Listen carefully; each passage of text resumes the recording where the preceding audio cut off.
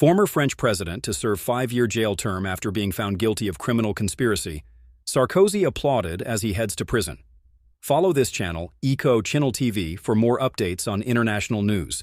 Nicolas Sarkozy headed to jail on Tuesday to begin his 5-year sentence after being found guilty of seeking to acquire Libyan funding for his 2007 presidential run. He walked out of his home hand in hand with his wife, Carla Bruni, and left in a car escorted by police on motorbikes. Dozens of supporters stood outside the former French president's home, some holding up framed portraits of him, and applauded as he left. They also sang the French national anthem as neighbors watched from their balconies. Sarkozy, France's right-wing leader from 2007 to 2012, will become the first former head of an EU country to serve time behind bars. He will also be the first French leader to be incarcerated since Philippe Pétain, the Nazi collaborationist head of state, who was jailed after the Second World War.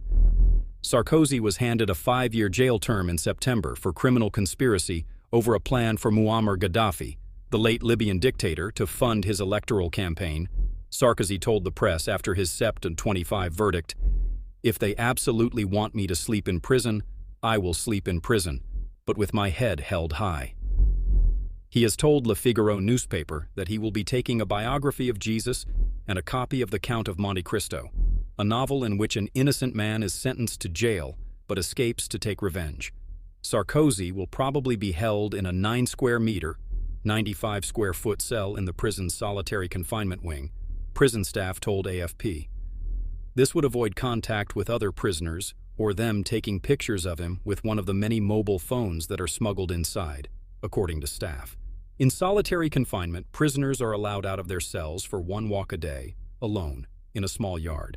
Sarkozy will also be allowed visits thrice a week. It is unclear how long Sarkozy will remain in jail.